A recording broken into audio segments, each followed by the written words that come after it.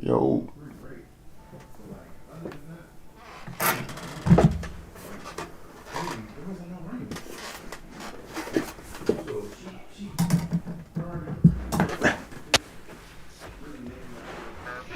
Looks like front panel USB 2, SATA, front Yo. panel connector. Oh, look at power.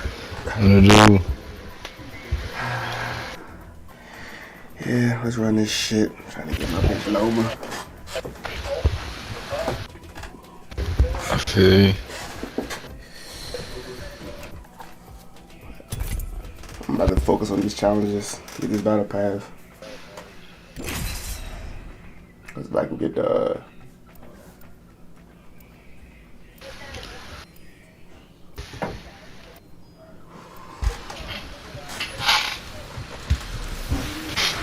last night,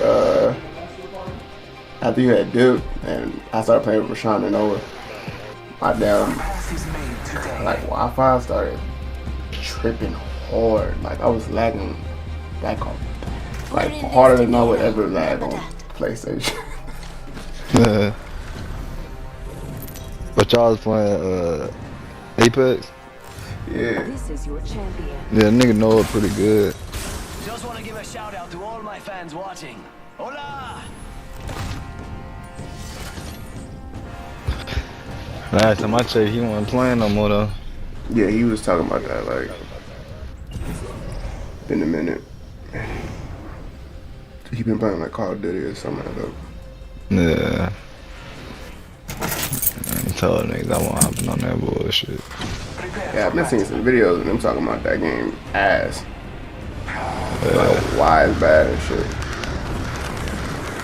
Just like That after shit. playing games like this, That yeah, shit so on hard. shit, I just can't do that shit no more. Yeah, you talking about like the If I wanted to play something like that, I'd just play Battlefield. yeah, I would agree. Enemies drop down near me.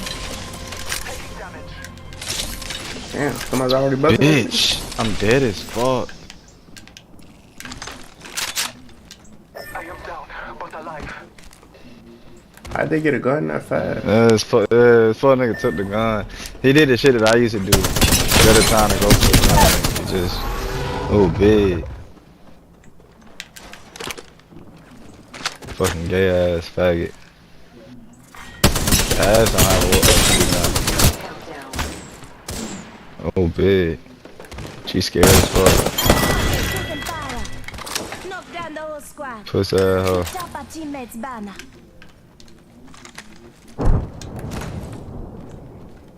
Nigga, instead of picking the gun up, I'm dead. nigga punch me.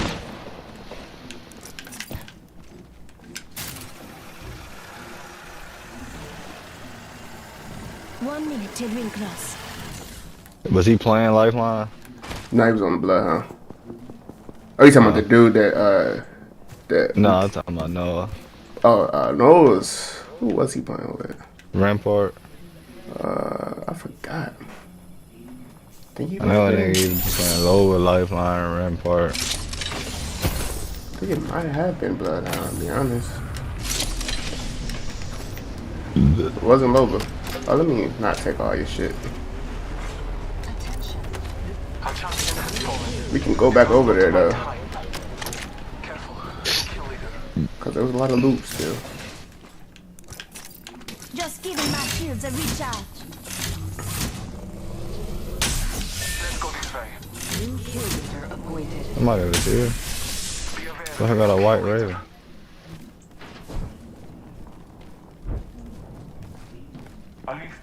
No, so it tells you like the direction you're in. Yeah. That shit kinda Say cool. what? And it's crazy cause I heard they was taking away, they took away to where like, you remember when Bloodhound called his ult, he get his scans fast? Yeah. Yeah, they took that shit away. So I was thinking like, wow, they nerfing the fuck out of Bloodhound. But this white raven shit is actually real nice. So he can't. Like, He can still. it's just like he's like crypto. Okay. That is a pretty big nerf, but I guess if you're good with It's the a buff Ravens, to me though.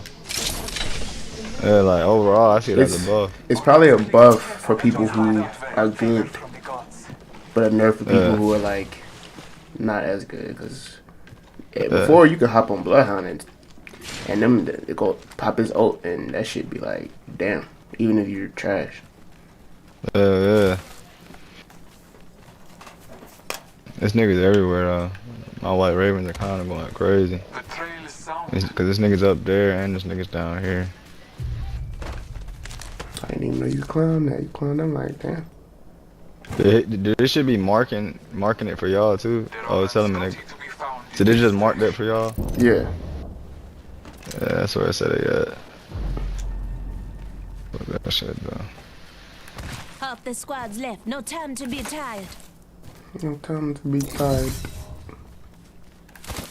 This is the map I almost got a 20 bomb on with Gib. Damn. Feel like it's somebody near. Yeah, the 20 bomb with Gib is fucking crazy. Yeah. I had 17. I fucking died. You kept the video? I'm pretty sure. More than likely I did. It'd be hard for you to, it'd be hard to think you didn't. Cause you know how it is when you say the video and then it's like you say like the end of that hoe. Okay, there's a whole 2 groups. Getting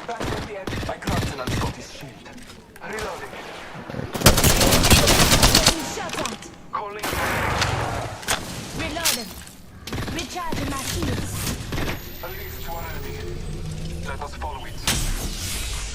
New kill leader appointed. New kill leader. Eyes out for him. I'm taking fire. Reloading. Arc star set. Grenade. No, we did the same shit. Throwing arc star. Healing my wounds. I think that nigga Bitch did. had a head Taking glitch. a moment to recharge my shield. Trying to push though. I'm with you. I ain't gonna lie, this Bloodhound heirloom be making me feel cracked though. Yeah, it's a nice little math. Yeah. Sight. Recharging my shields. So you got Bloodhounds, Cryptos, right? Yeah, I got Bloodhound, Crypto, and Gib. You fuck with Bloodhounds the most or Gibbs? Oh, shit. Shot at. Enemy down. He's one shot. He's not one shot, but his shields are Can you hold cracked. your, what's it called? He finna kill me.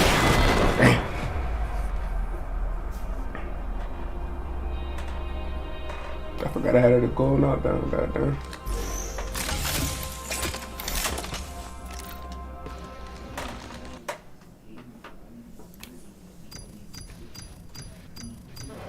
When I seen it go over my head, I knew I was dead as fuck. This game really is a death sentence. For you. Fuck. It made me go ass.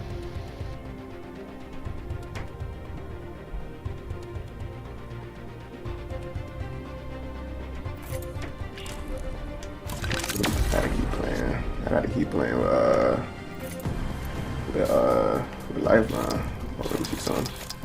She got hella challenges, right? They really trying to push people to play with this bitch.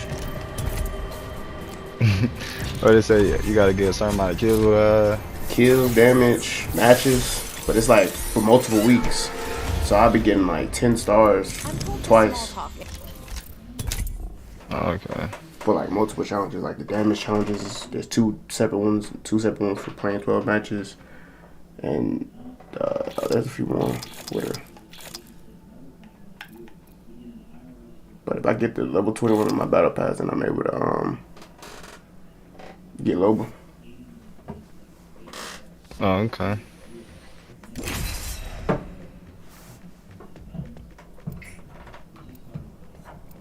I mean, that new nigga that's supposed to be a female.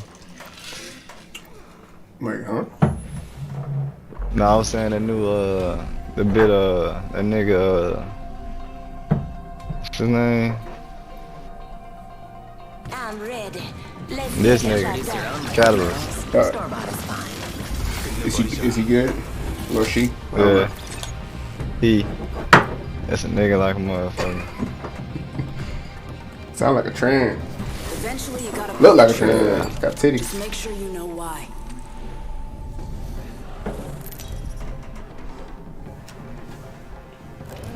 This is your champion. Excited to see you all in the ring. Don't worry, there's plenty of me's to go around. Follow me. The jump master.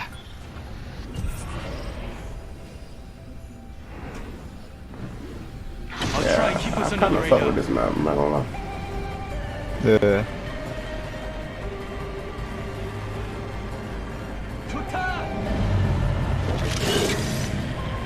Man, you got it down, man. It makes you feel about every character, don't it? Yeah, a lot of these came from the battle pass. Ooh, a PK and a 301. Bruh! Yeah, they spawned me in with loading. I ain't even gonna cut.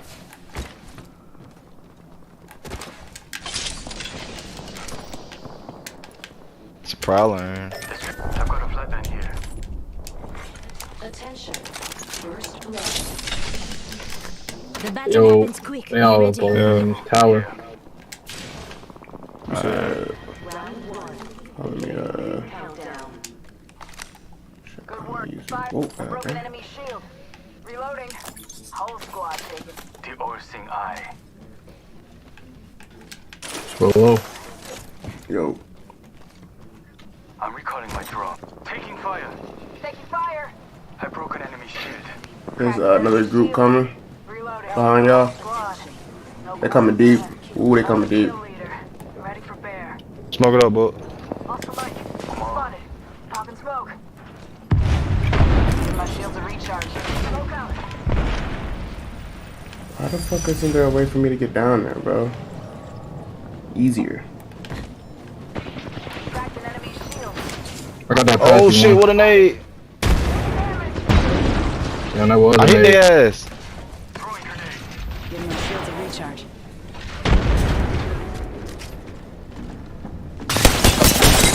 Okay, they about all cracked. Hey, you throw your L1? Yeah.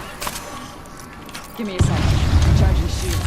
Recharging my shield. Are you trying to go around? Throwing thermite. I gotta go up. They're not going up.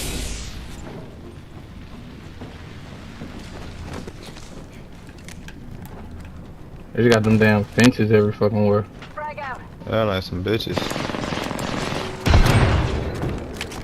Progress. Oh, they got them everywhere. Inside the swing. Hell nah, bro. These niggas on some other shit. I'm down. Wow. I just cracked one over here. Enemy here. It's two. It's an Octane and somebody else. Put a leg down range. They holding nuts out there, but Fire. what the fuck? Fucking bitch. Pop in the chimney. Air drone if you need it. The Octane I'm pushing. I broke an enemy shield. Tango's in. Give him my shield.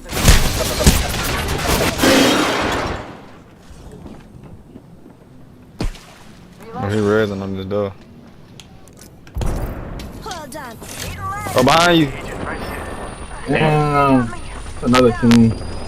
Yeah. Hey, I was working them niggas in that bit.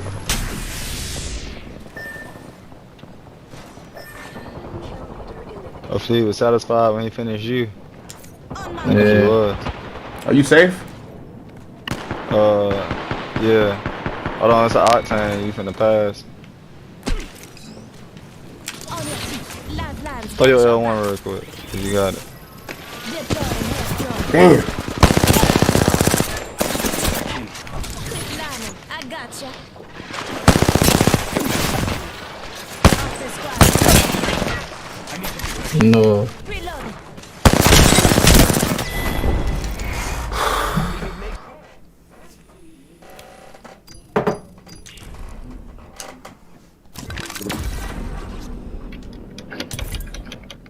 That nigga said he played till his partner picked him up. You're not afraid to get your hands dirty.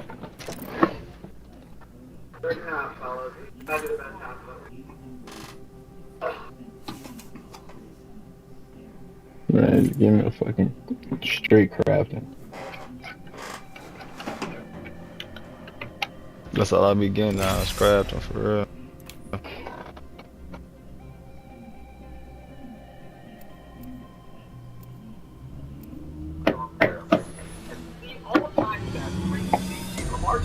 See, look, bro, this Morgan theme team look crazy. Squad of 98. Don't worry. Help me, and I'll help you. Ain't afraid to match but lose. That would be a drag. Safety's off, weapons free. Ray Lewis, linebackers don't matter. But we know Ray Lewis, that's cool.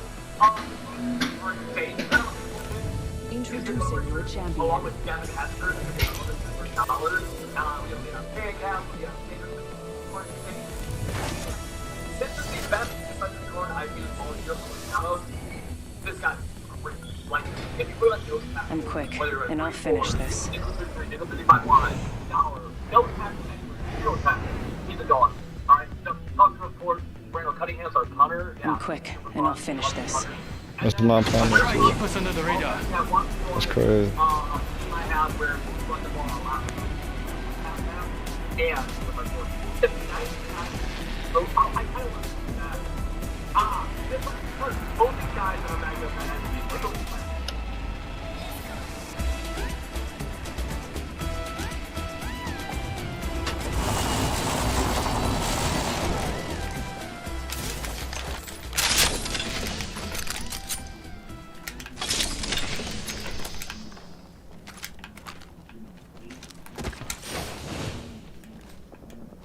New kill leader. Go on, watch out.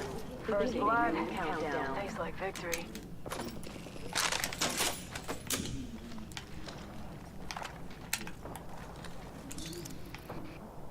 Yeah, all three in one here. Gotta hop up here. Skull piercer. Shit, if I seen the wing, I'd put that bitch up. Adding an extra pair of eyes. 1 minute. Rings Prepare nearby. yourself. There are 3 other squads here. Oh, they up here. Yeah, they up here. I see some bots and I've revealed the enemy's positions. fences. I'm back. Logged off my drone. Signaling my drone They back. busting. I'm trying to get this third party action.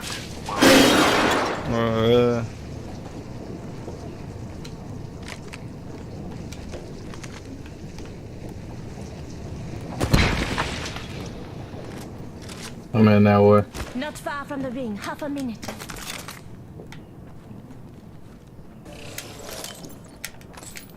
I think they're directly under us. There they are.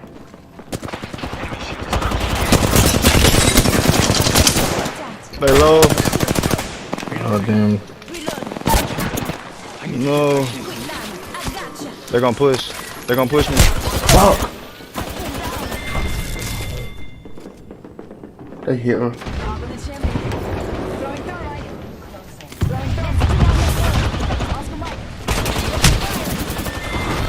Damn it.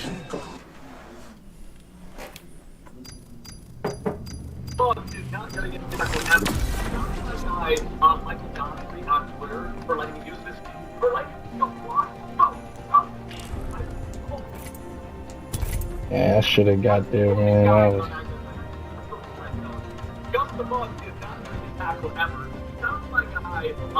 I wanna go something different, man. How you feeling?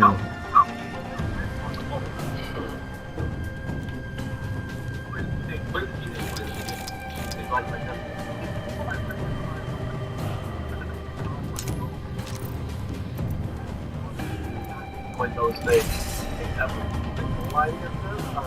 alright.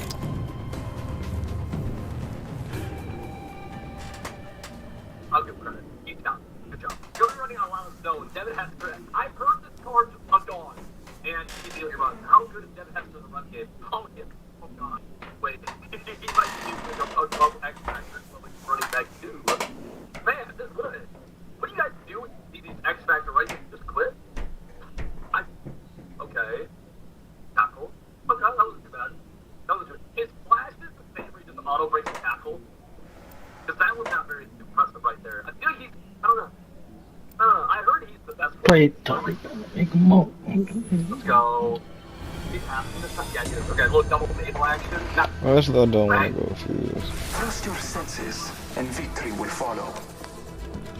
I'm ecstatic to fight. I want my quarterback. If I see a goal that goes Midday, all good with me. I want to rip somebody. I want to rip another player. Great damn play. You know who would play through? Brett Favre. Brett Favre would play through it. Actually, let me fall back. Hey, can you turn it down a little bit? What was the name? Didn't Brett Favre get like a shot? My bad, I didn't even know it was loud. No, you sure? I'm the jump master. No stray enough. I know. Still can hear it. Enough lambing around. We dropping. Yeah, ain't no loud, no.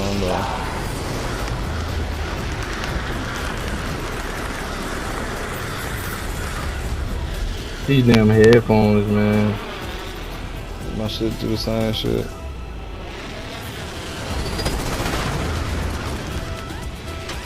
A lot of motherfuckers coming. All them niggas is out here. This bitch has stopped me. I don't have a gun, bro.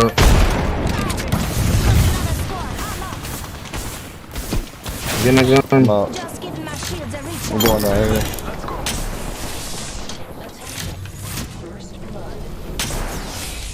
First blood.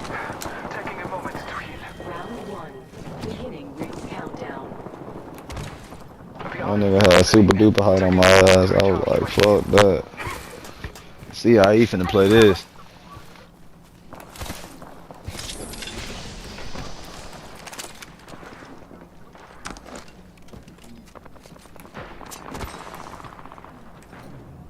Them boys out.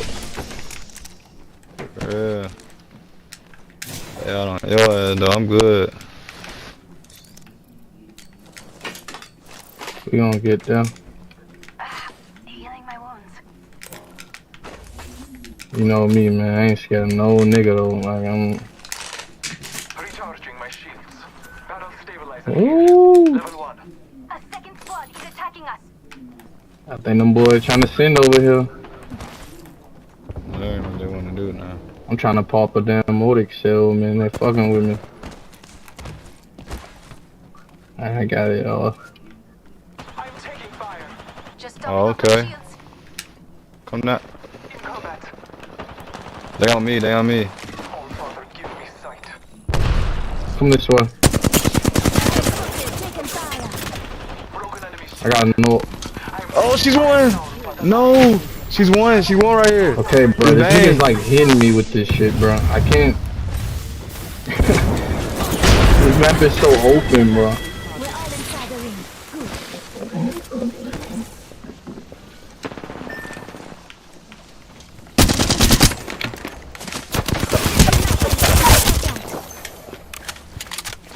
What did that bitch kill me with, bro? Bitch. Well, someone's That bitch Famous left man, hook the really. shit out to her.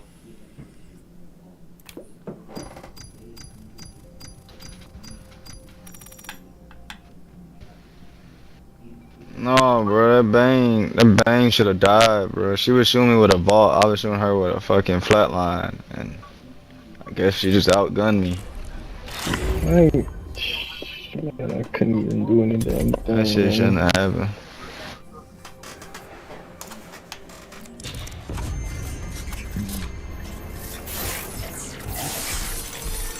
Watching one of them heroes, man. Like when you hit her, bro, she slows. Like she is so slow.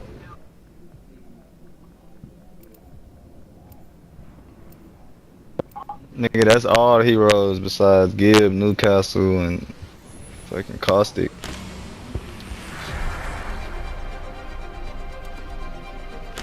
Defender of the weak, the innocent, and who am I kidding? I've got everyone's back. For real. I've got your back. Remember me tell you. You gotta go Watson. It's a W lineup. Time to cut the power. This shit was OP on World's Edge. I remember we got that. We used to get Newcastles and shit. Introducing your champion.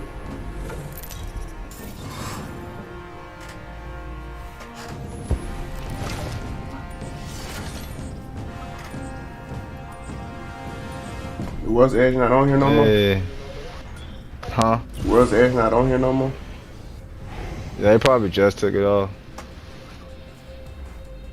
Together, we have this. It's a battle. I heard they was making a change to the. Kinda why they took it off. They destroying like fragment. An enemy landed near me. Motherfucker. Fire under attack. I'm getting punched. Bro, these two niggas are like jumping me.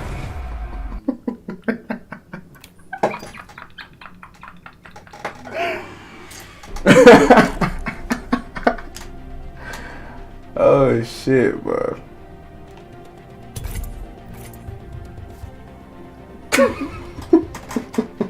Bro, I just got my ass beat, bro.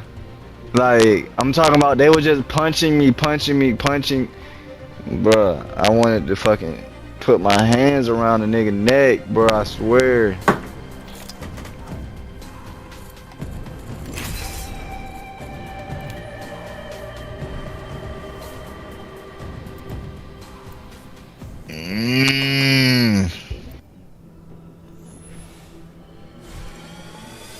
That's why I wish I had, boy, if I had Caustic, I'd throw that trap down. Nigga, there's no punching me. Keep coming towards me, nigga, on God.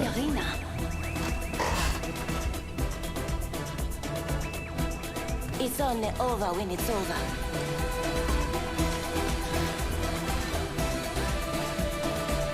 Defender of the weak, the innocent, and who am I kidding? I've got everyone's back. Nigga Newcastle low-key fat. champion.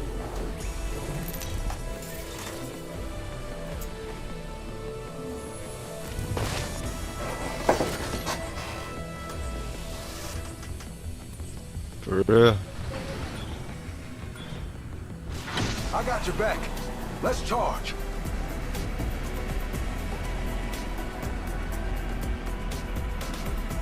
It's gonna have us up top by the zips and shit. Hey, watch out. Enemy landed near me. Watch it. Buster landed near me. Big mistake.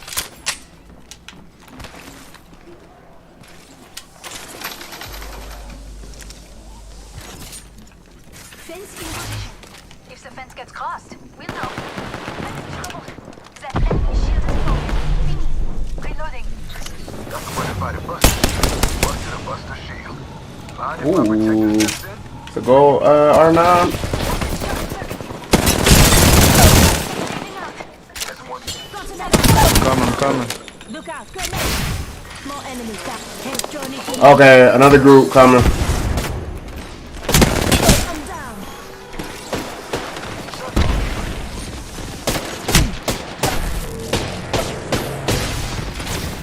Oh, what's some faggots? I should have went the opposite way. Picked up Tim and then hit the dip.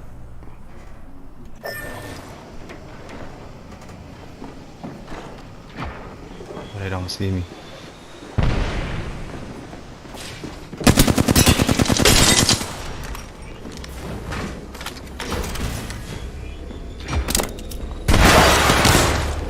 You trying to fight 3 people with a wingman, boy? I ain't had no choice.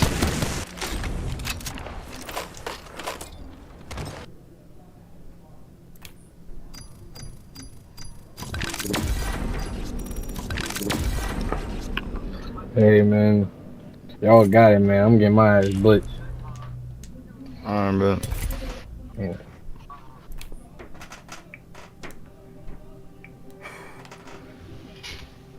Oh, hold on. Let me put this bitch on duos. Ain't no wrong. Ain't no worse than having a trio and your third land in the fucking edge, bro.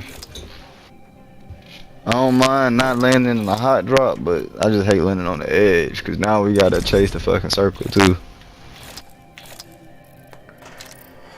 Ah, this shit is tough. You know it'd be like this. So one thing about this game, you get your ass with a lot. You said what? One thing about this game is you can get your ass with a lot. It's like no avoiding it. Like, you know, you play Elder Scrolls, you can get your ass beat. And say you go to Syria to get your ass beat, and you can like go somewhere else. But here, nah. Yeah. You can make a change, you know, like, damn, if I had on this piece, I probably could have, you know, avoided that. Yeah. But then, yeah, this shit, yeah. Think you can break through my defenses? Get your ass fucked up on this, huh? Ready to go. Seen? I was finna go over there and red the nigga. I had gold knock, bro. I was finna go over there and pick him up. Nigga, I seen 2 up niggas coming in the zip, and there was 2 niggas behind me. I was like, oh my god.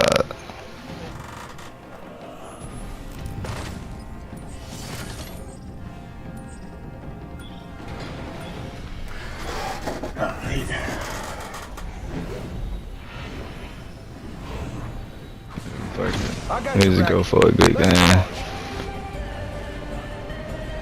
Get a little bit of niggas coming out here, but not for real.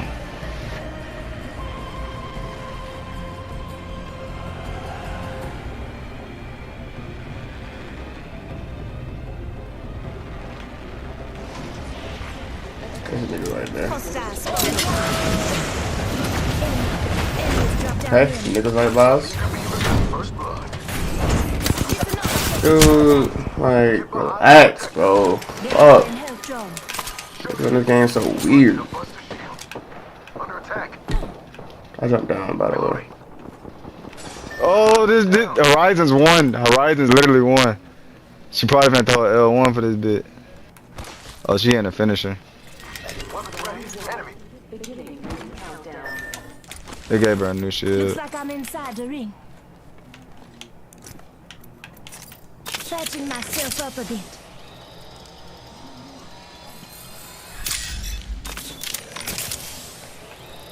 Like, bitch got a gun and said, yep, fuck the loot. I wanna buy. 1 second. Bitch just got the gun. Wow, wow, look who it is. It's you. Oh, can anyone summon the courage to face this contender?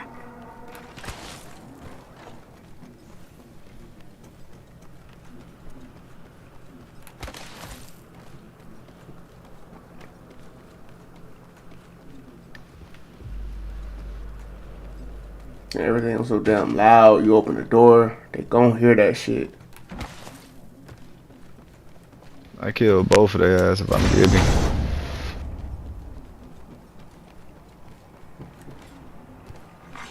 Don't worry, I got a squad. Wanna get you right here? Hell yeah. I want round 2 with their They can have all that gold shit. I need to come in this bitch and get a gun.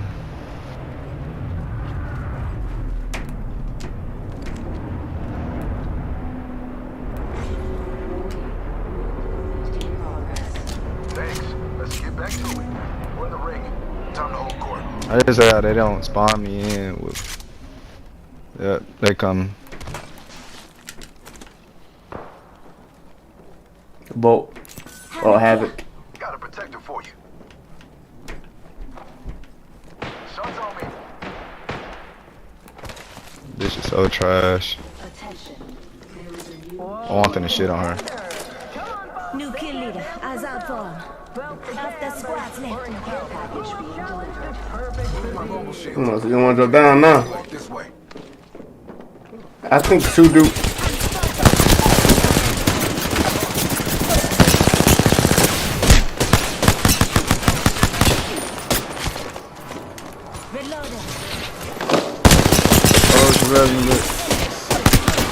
Damn, she was 1 shot, bruh.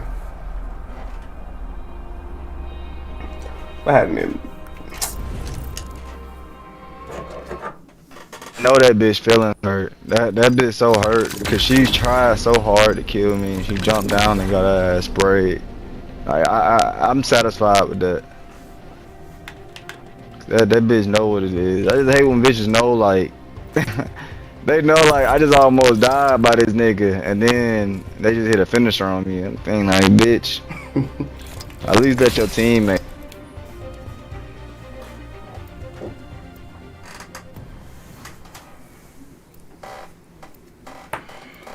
Ooh.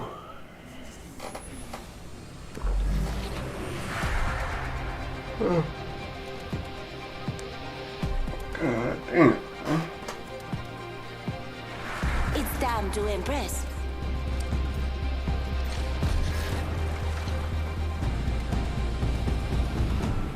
I'm ready for whatever today brings. I'm ready.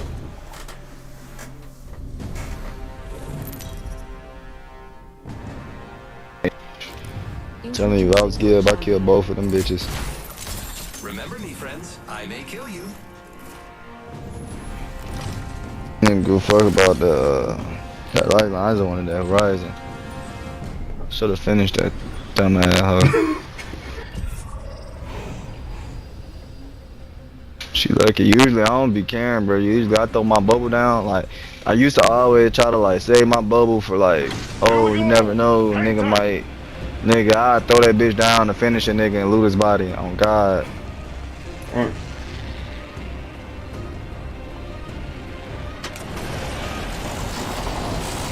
enemy landed near me.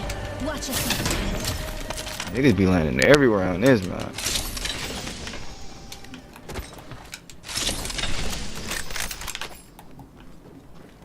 Right here, on me. Hostile close. You coming? I'm on.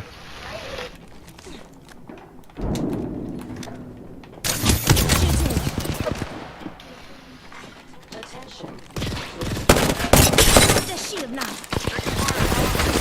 Spotted, taken fire.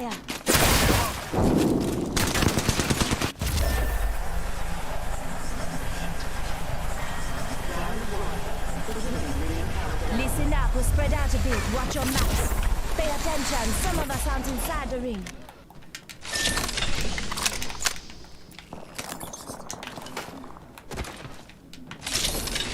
Charge rifle gotta go,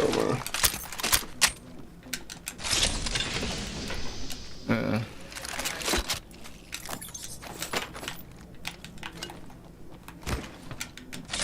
That's a foul ring. Okay, how far would it be if I just damn that shit? God damn. I didn't realize that shit. They hey, how much you gonna bet they gonna be waiting for me to come back? Yeah, I know that probably is. These them PC niggas. Alright, fuck it. Okay, I'm about to. Am I still lagging? Oh, let me take this bit. Fuck it. I'm gonna go out like Tony Montana. That's the best way to do it sometimes. Okay, okay.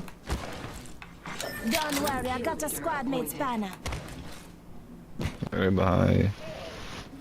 Sound like I heard somebody. All these niggas I done died to today, I've been better than them, bro. I just get fucking jumped. Get unlucky, basically.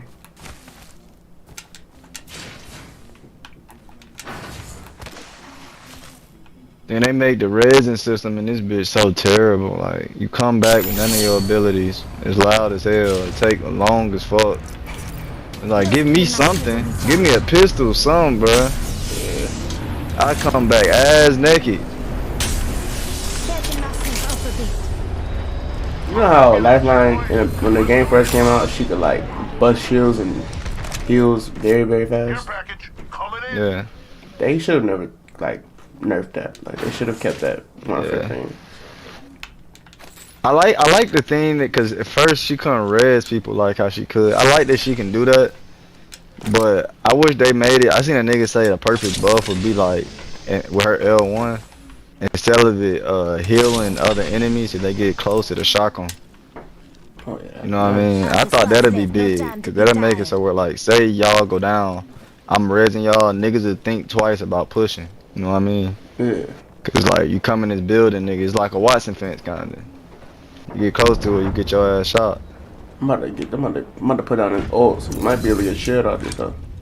Listen up, I'm Yeah, it's gonna at least give me a blue. Oh, I only got a purple. Come on, then. They give you gold.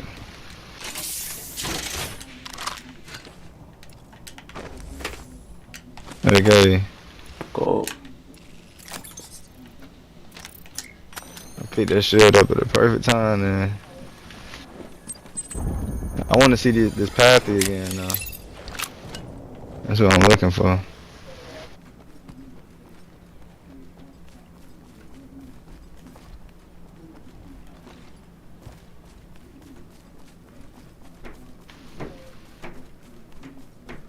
They give you a gun out of that care package? They give you a gun out of that package? That care package? It was just a purple evil.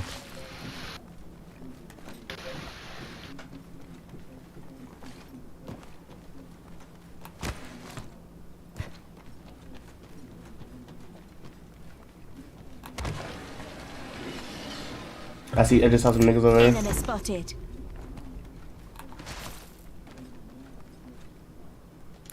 Target spotted.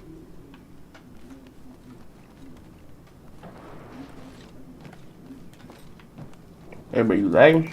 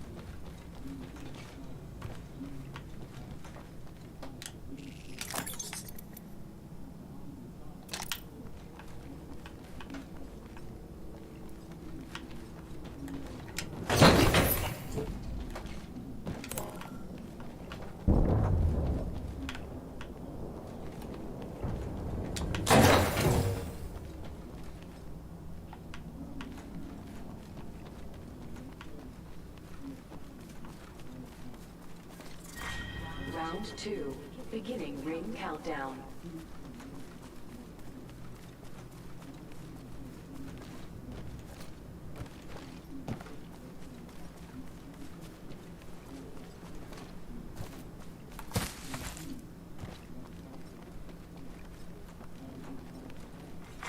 Attention, delivery replicator.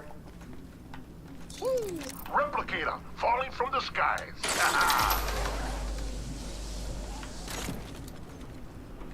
Extra supplies over here.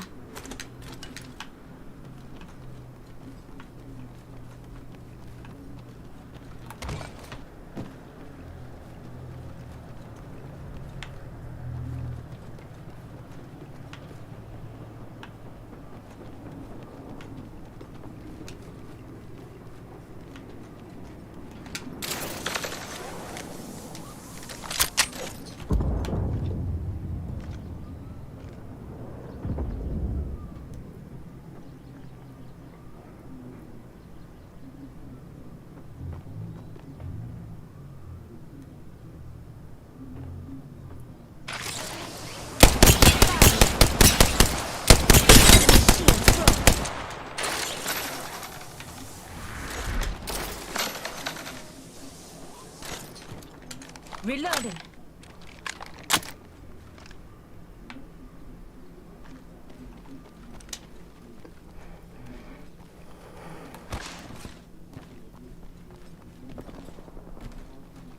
One minute till ring close.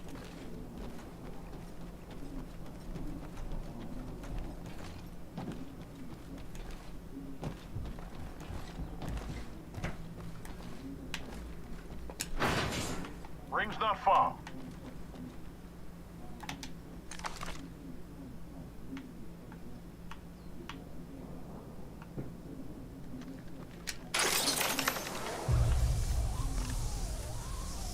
Not far from the ring, half a minute. Hostile over there.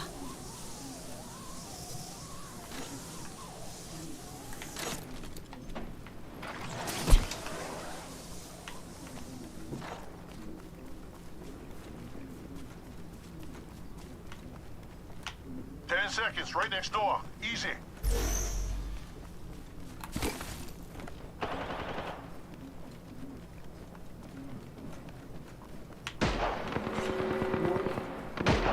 In progress. Ring's moving, brothers. Keep the hustle.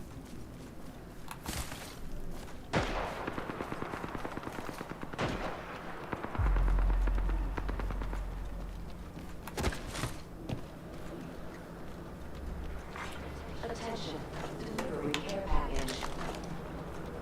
Care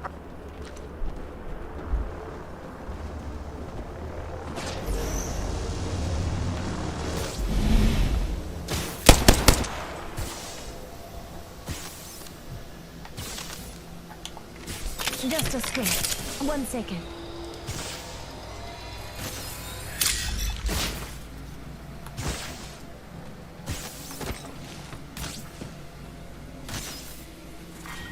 Round 3. Beginning ring countdown.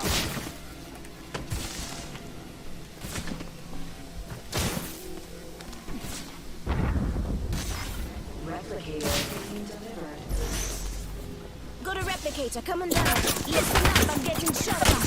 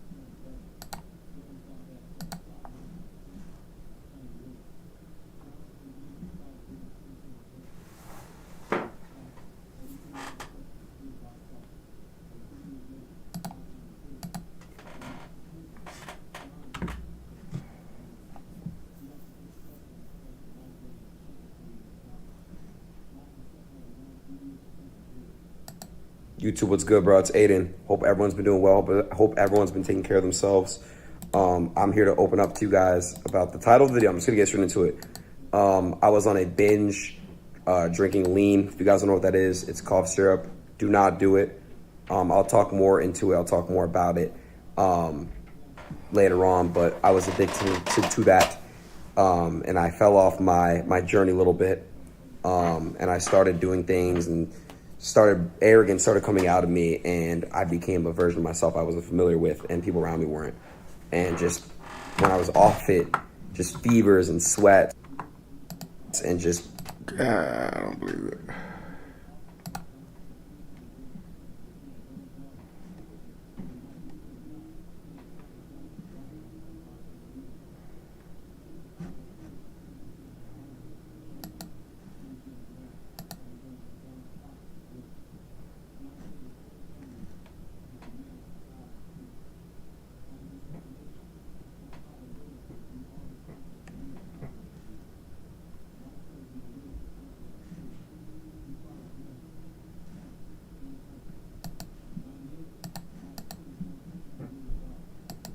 I spawned into Cyberpunk 2077 excited to play for the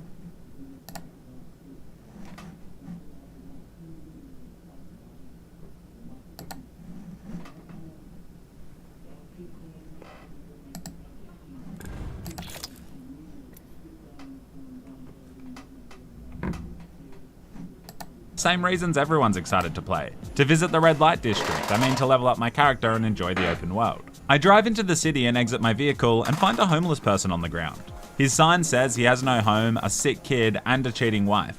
Maybe if he spent less time making elaborate signs. I proceed to take all of his belongings, as I like to loot absolutely everything to ensure I don't get gamer anxiety. I drive over to this nightclub where one of my contacts is waiting. Out the front, there's a guy showing off, but he can't throw a punch to save his life. This man couldn't get the cops to come around for a domestic disturbance if he had an entire bottle of bourbon and some knuckle dusters. I walk inside the venue and there's a man bleeding out on the pool table. Gross. My contact says that if I work with her, I'm going to have to pay her $15,000. Also, Keanu Reeves is here. He's trapped in my head because our hardware fused together. It's kind of a cute take on multiple personality disorder. Either way, we need $15,000, so this woman will help us find a cure. Luckily, I have a well-paid job as an Amazon delivery driver, and I've got to pick up a package down at the docks. On my way there, I noticed there's a guy relieving himself with a literal endless stream. Peak hydration. I'm not exactly sure what's happening to his mate. My best guess is he's playing the hit new game Among Us VR. I find the package inside a portable toilet, and it turns out to be a living human. I take him down to the sand and dump him into the water. He drowns immediately. I then get a nasty text saying that I've lost my job. Imagine firing someone over text, that's kind of cringe. I still need money, so I hit up another friend to see if she wants to. It's always wild and sad to me that we live in a time where no matter how vile the actions that you witness are, there will be people that will fight to defend them tooth and nail, as if their life depends on it. And these aren't actions that have any justifiable explanation, just truly evil things that are 100% confirmed real with video evidence backing it up as well as confessions, and yet still, there are people, brain rot little worms, jumping through these hoops, performing the most outrageous mental gymnastics that would put Cirque du Soleil to shame in order to somehow spin it as a good thing and that everyone else is wrong for criticizing it. This phenomenon has never been more infuriating. The best rapper who ever lived.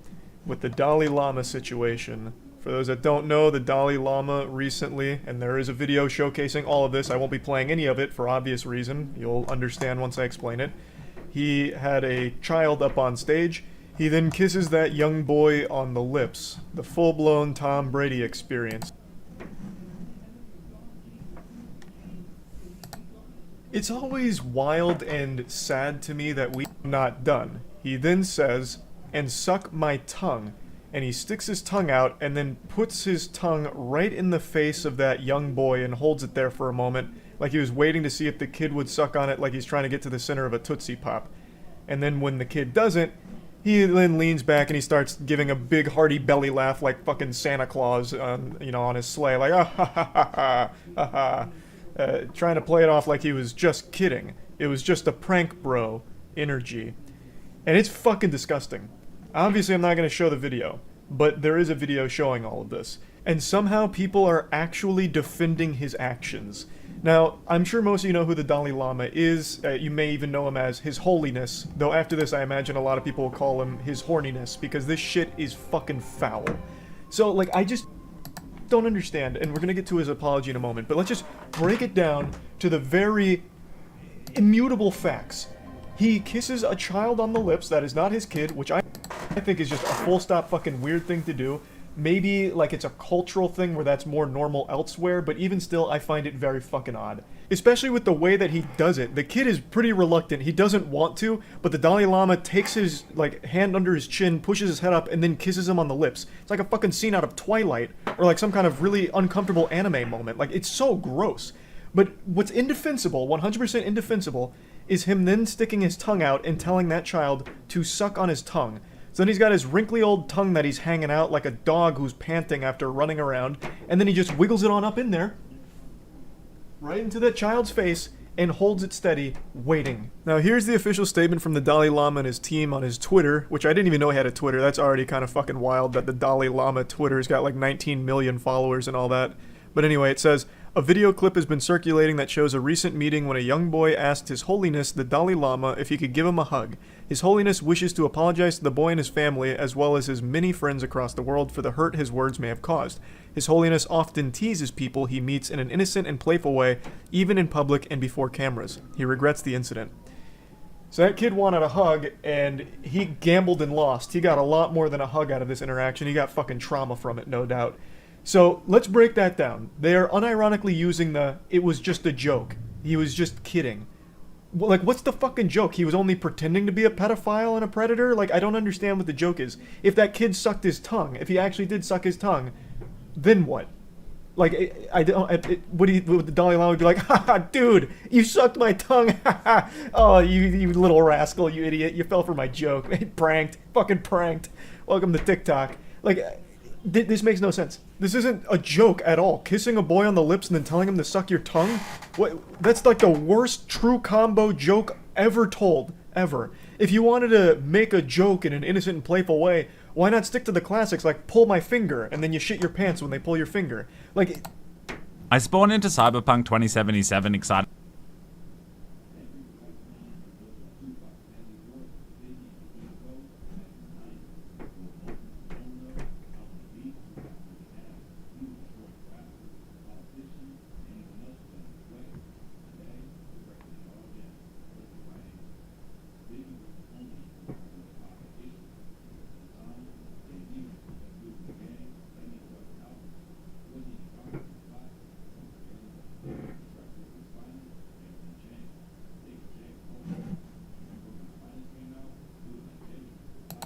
When I was going and doing this Bible study with this guy in Pasadena, I heard this one guy talk about the fact that going to sex diet.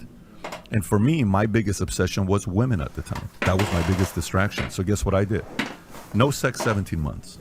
You know how hard that is for a guy that's like his... How old are you? How old were you? I'm 24 years old. That's insane. I yeah. give you credit. So I go. Now, that happens, and I went on a pure, I'm done. Yep. Don't call 17 me. months? 17 months. You've done the same thing 17 months, but it wasn't like your own decision. That was no. My pickup line was just shit. It was horrible. It's just First like, of all, hey, I keep highly going, doubt it. If you've seen Vinny's pictures, Vinny's one of the most handsome guys I you'll love see. you. Very Stop. good-looking guy. Stop. But the point is, I went on that diet. No matter where you are right now, whatever your vice is today, if it's video games, if it's women, if it's drugs, if it's alcohol, if it's whatever you got, it's time to go on your diet and not tell nobody about it until 2-3 years later when you're winning, kicking everyone's ass. Then you say, here's what I did the last 3 years. Because while you're going through it, no one cares. So nothing lasts forever. However, one thing does. Legacy, history, doing something big that's written about and talked about. The only way you and I get to live forever is by the legacy we leave behind with the work that we do professionally, with the kids that we raise, with the relationships that we build, with the companies that we build, with the books that we write, with the articles that we write that make an impact on people's lives. That's one way where you can live forever. All this other stuff that people are chasing, one day they're going to go away. And you're going to sit there and you're going to realize, what currency was really the most valuable? What the hell was I doing so obsessed about that thing? Man, I'm so over it. I want to go live a big life. So I'm 24 years old, and I made a decision that I'm not gonna have sex until I make my first million.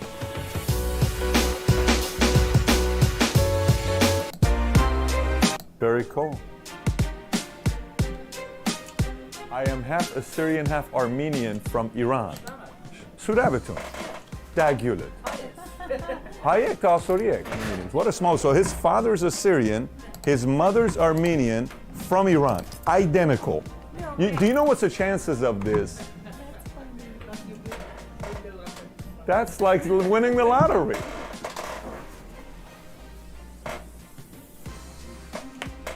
I got my shirt ready for tomorrow for Disneyland. Look at this. What? You have a Disney shirt and I don't even have a Disney Why? I asked you a million times which one do you want when I was in New York.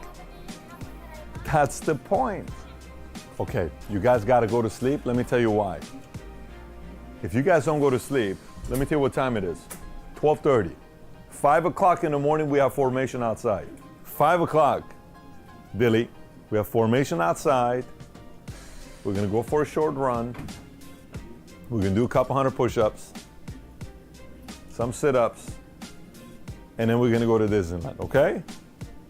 So go to sleep, so we have formation at 5 o'clock. Let me see a roll, Dilly. I can't be a roly. Wow. You want to see my roll? Let me see yours. Wow. The way you do it looks like it hurts. The way Dylan does it, it's like graceful. Okay, go to bed. Good night, fellas.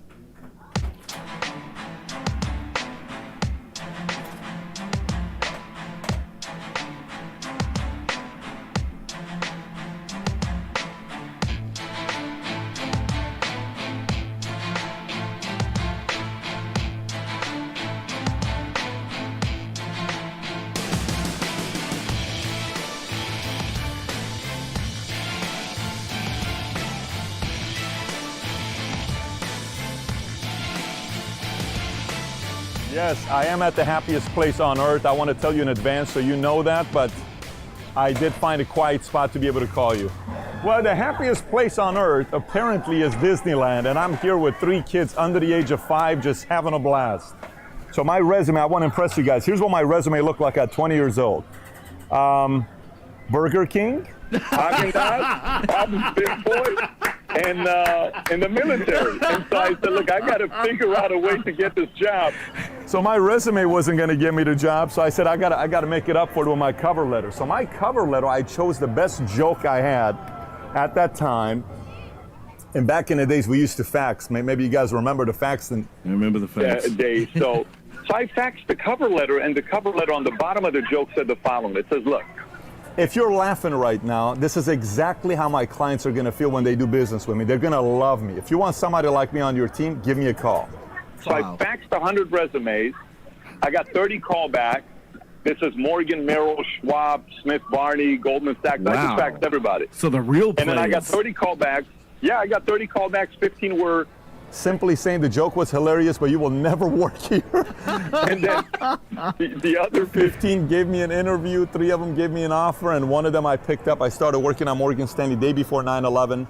And then I left. I went to Transamerica for about 7.5 years, had a great time there. Then October 1, I started PHP Agency, our own agency, with 66 insurance agents. And now, fast forward 7 years later, we're at 3,300 agents in 49 states. So it's been a wild ride. Wow. What would you say was your biggest struggle in your career?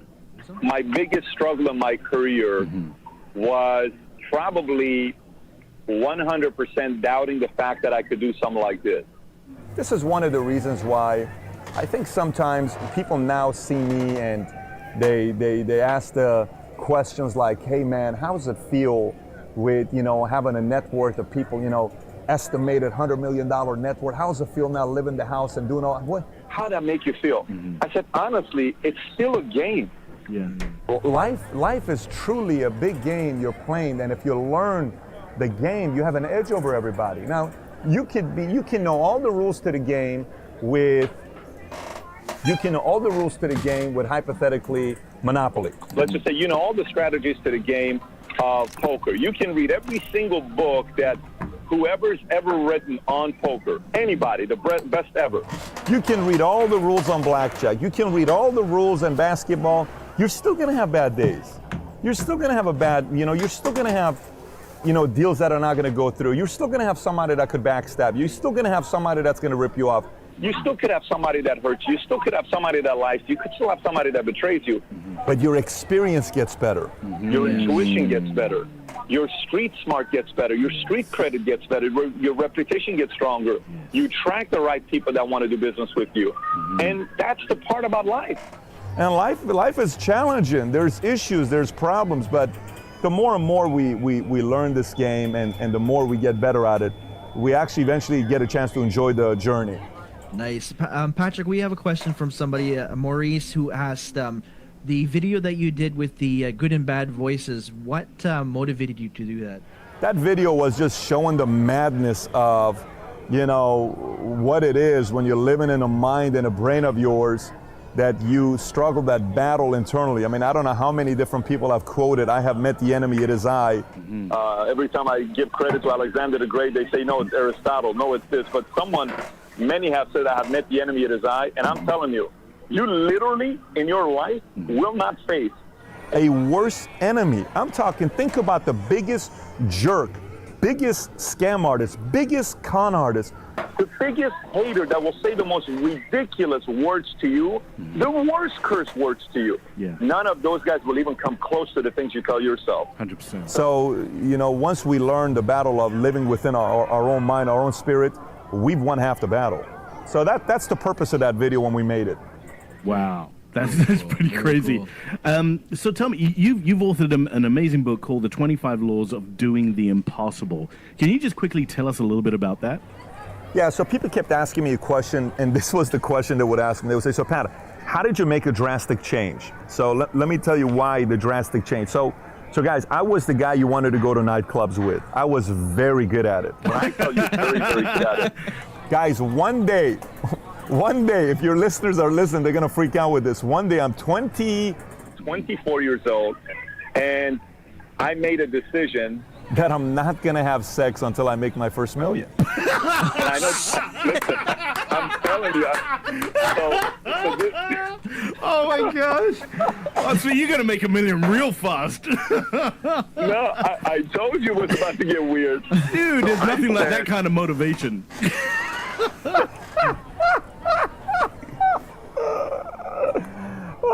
So let me tell you, I went 17 months, guys. 17 months, guys. Yeah.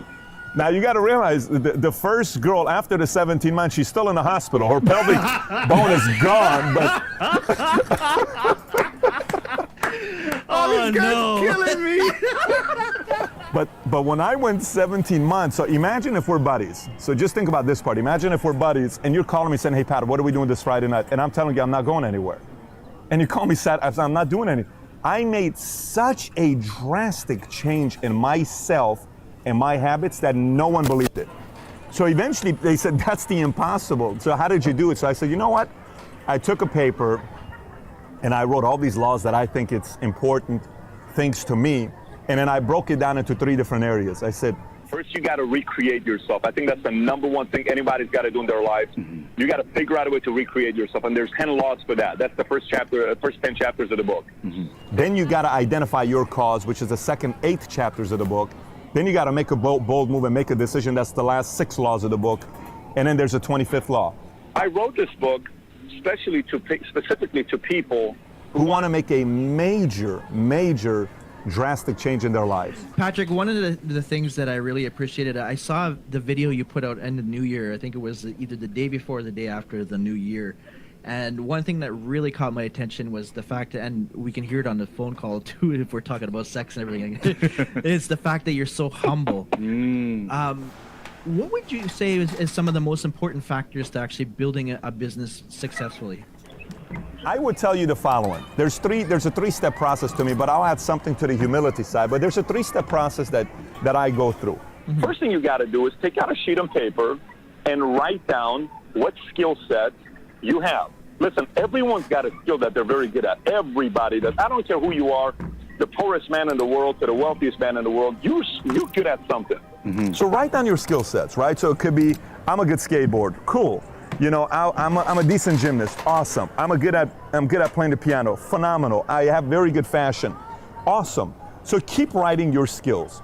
So the thing that I did once I wrote out the skills, I asked myself the next question. I said, what is the most important skill to learn in the world? To make money, and not only to make money, to become successful.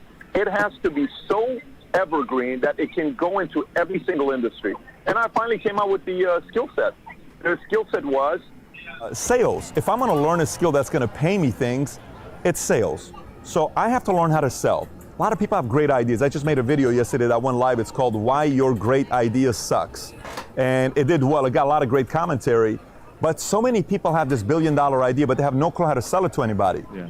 Because the number one skill is sales. The number two thing that you got to figure out once you learn sales is choosing an industry. You got to choose an industry that fires you up. I'm fired up by numbers because numbers to me is very exciting. I mean, I love seeing numbers. So I love insurance. I love investments. I love annuities. I love retirement plans. That is me. I love what numbers do. I love sitting down with somebody and helping them out with their finances. That excited me. I didn't like real estate. A lot of people like real estate. Real estate didn't do nothing for me.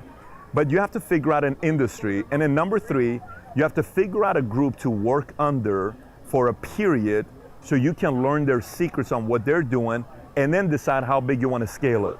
So sales is one, choosing an industry is two, running with a group of experts who can teach you their secrets is three, and then from there you can make a decision a year, 2 years, 3 years later, hey, you know what, I can actually be a massive entrepreneur, or you know what, I'm very happy where I'm at. I own a piece of the company now.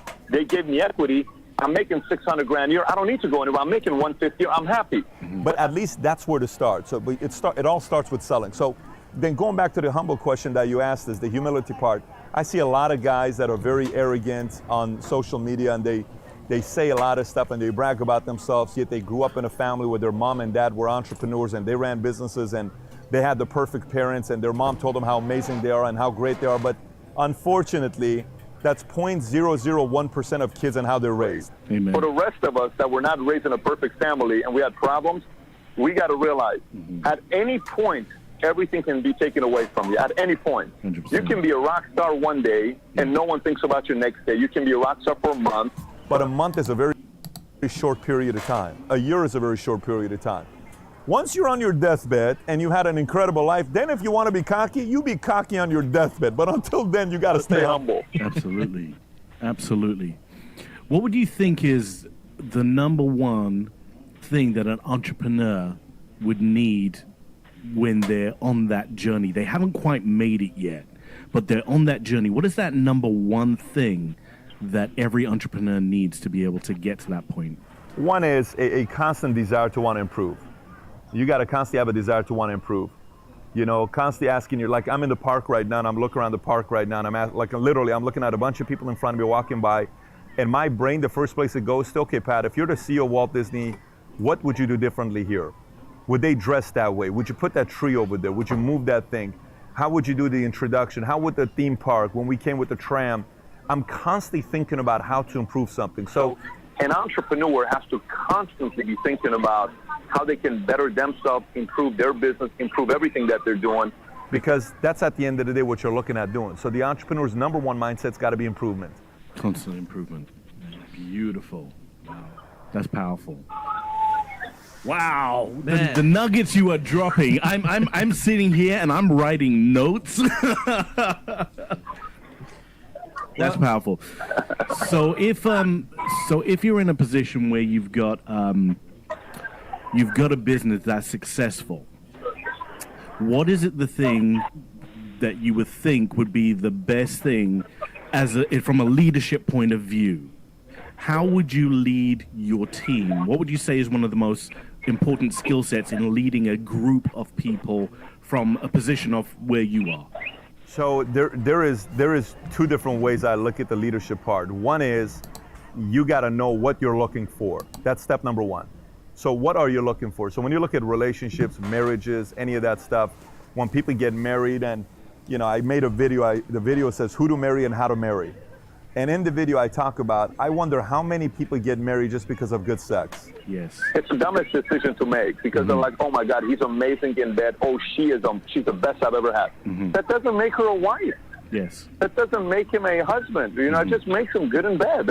There's a lot of other things you need to do to run a family than that. So the same goes with people you hire for your company. A lot of times people will say, oh my God, she's got a degree from Harvard. Oh my God, she used to work at Google. Oh my God, he used to do this. It means nothing. So step number one is you identifying who you want to work with. Number one, what are you looking for? What candidate are you looking for? What do they need to have? Where do they need to be? So that's step number one on who you're looking for. Step number two is knowing how you can take a 4 and make him a 6. You know, how can you take a 5 and make him a 7? How can you make a 3 and make him a 6? How can you make a 6 and take him a 7? So those are the two things. Now, obviously, above all of that, if you yourself are not an 8, you can't lead a 9. If you're not a 6, you cannot lead a 7. If you're a 6, the most you can lead is a 5.5. Even a 6 is eventually going to say, dude, we're the same level, man. What are you talking about? So you got to make sure you're focused so much into improving yourself as a leader that you always have that edge over the people you're leading. Because once you lose that edge, you lose any of your voice, and then you're just a simple figure. You have no credibility. Great stuff. Patrick, thank you so much. We appreciate your time. Thank your family as well, because I know we're taking away from their Disney time. No problem. No problem, gentlemen. Thanks for having me. Go enjoy, brother. Thank you so much.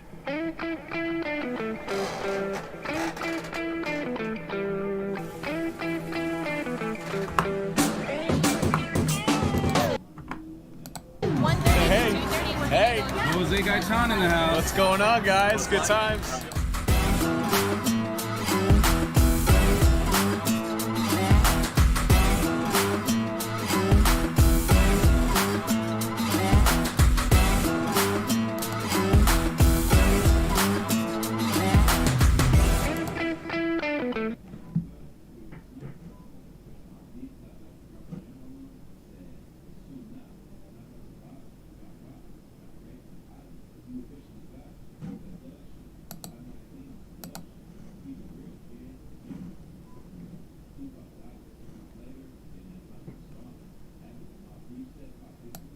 Yeah, I got a new show for y'all. Got a damn good show. Damn good show. Yeah. This video, you know, before I get to the video, I was just gonna go to the video. You know, they put out this can you speed this shit up? People put out this idea that black people are afraid when a white police officer pull them over. They scared they're gonna die. Yeah, they're afraid. No, they ain't, man. Yeah, they afraid to go into jail. Yeah, they might be afraid to go into jail, but they ain't afraid. Like this video I'm about to show y'all, this dude, he ain't afraid because he's black and the police officer white. He's afraid he's about to catch a charge. He know he's dirty. He's got guns. He's got weed. He's got something in the car. He's afraid of going to jail. Many they act like they terrified a white police officer, and they act. This is how not to act around a cop. Is what I'm trying to say. I mean, this is common sense. You shouldn't. Nobody. I mean, I learned this soon as I was born. It's something you inherently you born with. A brain. Instinct. It's instinct. Not to behave like this. Check it out. Huh? I'm smoking a black boy. I understand. Just shut the car off for me, please. Okay?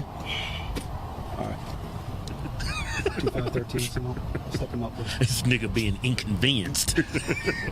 It's no big deal. I mean, I'm not. Like I said, listen. Do me a favor. Do me a favor. Do me a favor. I'm telling you right now. I'm telling you right now. Stop! Stop! Stop! He pulled the gun up. Put hands up! This dude is dragging him down the road. Put your hands up! Put your freaking hands up! Even though you're just trying to take off with me, step them up now! Sir, I'm telling you! Put your Spit your cigarette out, man. Damn! Your hands up! Put your hands up! I swear to God! Put your hands up! You put it in park! What's wrong with you?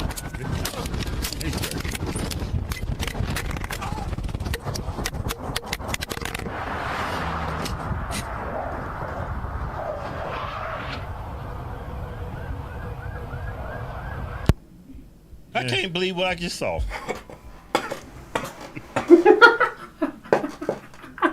Niggas.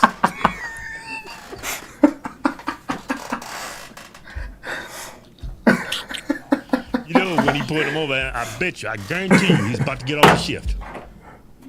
Bad shit like that happens all the time. Right at the end of your shift. Or right at the beginning. You know why I know that? Because I used to be a security guard. Yeah, I used to work in law enforcement too. Man, shut up, man. I don't know why the cop pulled out the gun. Why did he pull out? Did he have a weapon or something? No, he put that damn car in drive. No, but that don't mean you pull your gun out and put it in the face. Why would you put your gun in his face? You don't put the gun out when your life is in. Or maybe he thought he had a weapon. I think he was actually moving. The car is moving. Somebody dragging you down the freeway. Well, he's not on the car. He's not dragging him. The reason why he got dragged, he jumped and grabbed onto the dude and held onto him because he didn't want the nigga to get away. That's why you got dragged. Well, he's being dragged. He told him to put it in park. But if you're a cop and somebody's going to drive off and you know he's going to drive off, are you going to? Well, you don't know he's going to drive off. Oh, he knew. Why else would he? He told him to put it in park and cut the ignition off. What? He told me. We can look at the video. You're looking at that nigga again. I had enough of that now, man. No, you see what I'm asking you? Yeah. Why are you grabbing somebody? You obviously can tell he's going to try to drive away. He's telling him to put the car in park. Why would you grab him and the car and like go for a fucking ride? Well, maybe he's trying to be super cop. He's trying to get him, get him an extra arrest, man. You know, that helps you with your promotions. The more niggas you arrest. I mean, how can you go to your boss, hey, man, I think I need a promotion. You ain't arresting nobody. That's where the promotions go to. People that write the most tickets. You got to take. Can I finish the statement? Can I finish? Thank you. That's how you get promotion. Tickets you write, how many arrests you make. That was gonna be a damn good arrest. So you get promoted if you go on a rodeo on the back of a nigga's car and just. Yeah, man, he's going above and beyond. That's the type of cops we need out there on the street. Willing to risk their life for us. That shit crazy. I ain't grabbing nobody. What was it for? Some weed? You could have got ran over by a weed for a nigga smoking a weed cigarette. So that's actually a crime nowadays. Some areas is still a crime. Yeah, I mean, I look at it like this: marijuana, the smell of marijuana. It's just a pretext to go through your shit and to no shit, get around the Fourth Amendment. Weed is nothing. It's like smoking a cigarette. I mean, yeah, it gets you high, but it's totally different from what I hear from all my weed friends. It's not like when you drinking whiskey. You totally messed up. If whiskey's, they say my friends that smoke weed, they say, man, that shit makes you more cautious. No, you're concerned about everything. You drive super safe. Nah, if whiskey, bourbon, hard liquor is legal, weed should be legal. Yeah, but you can't drink and drive though. So what's your point? I'm just saying it should be legal. If you can drink, you should be able to smoke weed. Yeah, but you can't drink and drive. That's not legal. I didn't say who's making that argument. I'm just saying. I'm just clarifying. I don't think you can smoke weed. I mean, a lot of municipalities don't like you smoking weed and driving. So you can take something that's legal, right? You take something that's legal, make it illegal. See, like drinking is legal, right? But as soon as you get behind the wheel of a car, that's illegal. Even though it's legal. You talking about like I'm a damn idiot or something? I know that. I'm just breaking it down for you. You ain't got to break that down for me. Time for a commercial break. Hey, head over to Mike Lindell's website at mypillow.com. Get up to 66% off. Use discount code HARSHTWINS when checking out. You see what I'm saying, right? About how you can make something legal. No, turn it illegal. I get that. You didn't have to break it down for me. Yeah. I just want to know why a crazy ass nigga up in the car and the white man's gonna grab him and go for a ride. Well, I mean, I think he drug him a little bit. Or maybe his shirt was caught in the door. I don't know. Let's look at the video again. Just pull it up one more time. Maybe we missed something. You ain't missed nothing. This dude's grabbing. You need to calm down. I understand. Just shut the car off for me, please. Hands in the car. Okay. This nigga's upset. Dude's in the Cadillac. That dude fitting all the stereotypes. It's no big deal. I mean, I'm not. Like I said, See, he getting crazy. Yeah. Okay, so the cop, he reaches in the car. See, he's dragging. See, he's dragging. Yeah, but why is he grabbing on? Put it in park. Put your hands up. Put Put your hands up. See what I'm saying? Yeah, I see that. Yeah, but why is he grabbing into the car though? Because he's a police officer. He's super cop. That's why. Sir, I'm telling you. Put your hands up. This nigga is hysterical. Hands up.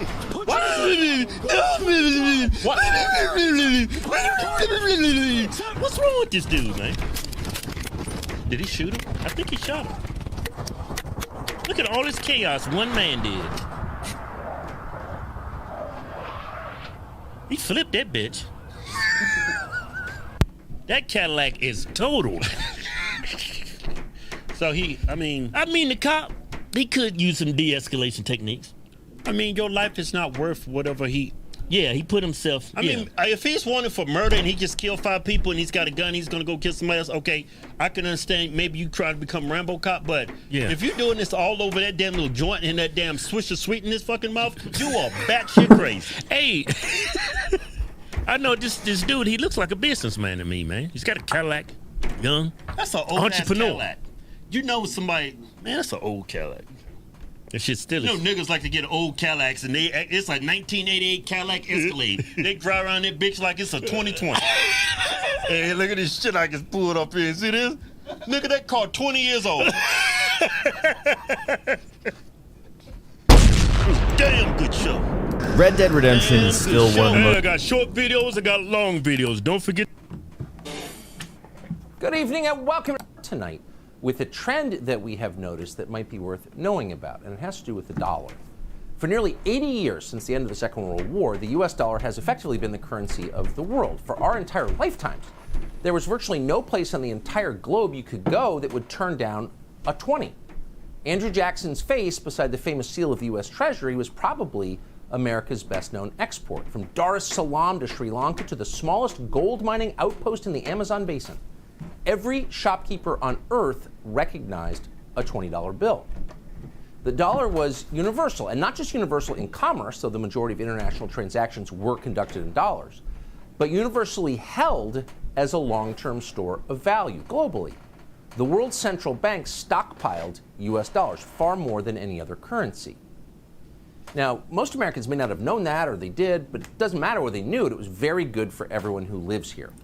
Because there were so many US dollars in circulation outside of the country, the cost of borrowing money inside the country remained artificially low. And that's one of the reasons that in this country, America, middle-class people could buy their own homes.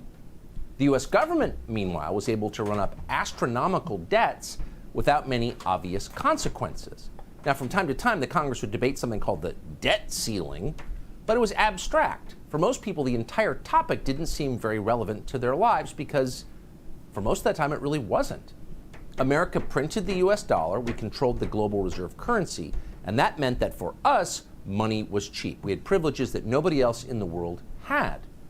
It's been very nice, but what would happen if it ended? You don't even really want to think about that because the consequences would be too ugly, really ugly.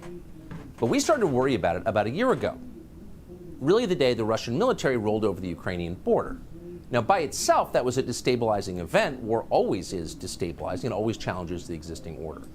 But it was the West's reaction to the Russian invasion that seemed ominous. Policymakers in the US went insane.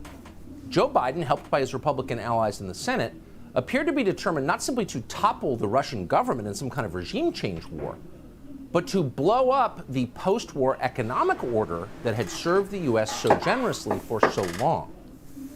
So we thought at the time that the real threat to our future wasn't just the billions we were sending to Zelensky. That was reckless, but probably not going to end America.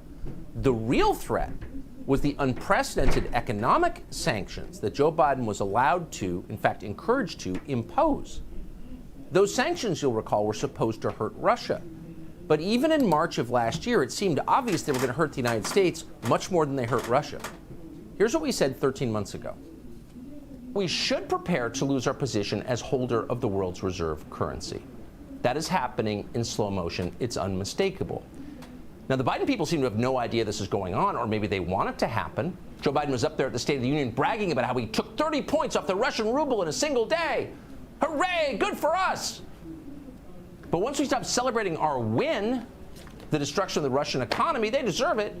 You got to wonder, is there a downside to this? Could it be a Pyrrhic victory? Let's see. These policies have driven Russia, China, India, Turkey, and other countries to accelerate their flight from the US dollar.